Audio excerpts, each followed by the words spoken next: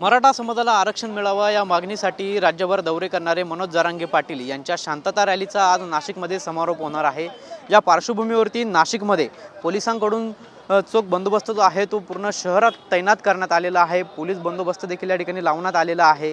नाशिक शहरात मनोज जरांगे पाटील यांच्या रॅलीचं आयोजन करण्यात आलं असून या रॅलीच्या पार्श्वभूमीवरती शहरातील काही प्रमुख वाहतूक मार्गात देखील बदल करण्यात आलेला आहे। या तसंच काही सर्वसामान्य नागरिकांना पर्यायी मार्ग देखील जो आहे तो उपलब्ध करून देण्यात आलेला आहे।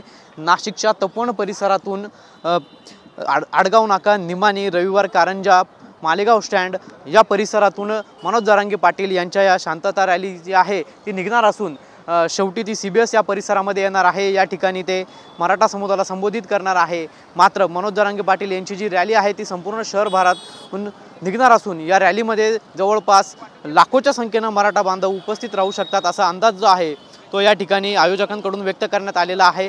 आणि ही गर्दी पाहता आज नाशिक शहरातील सर्व ज्या शाळा आहेत त्यांना देखील प्रशासनाकडून सुट्टी देण्यात आलेली आहे।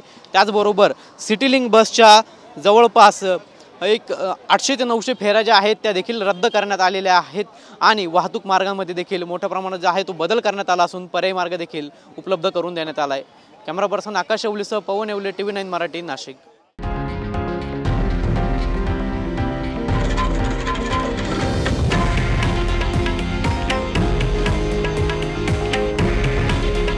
हे आहे देशातील नंबर 1 न्यूज नेटवर्क आणि आपण पाहत आहात TV9 मराठी। काळजी तुमची, हित महाराष्ट्राचं।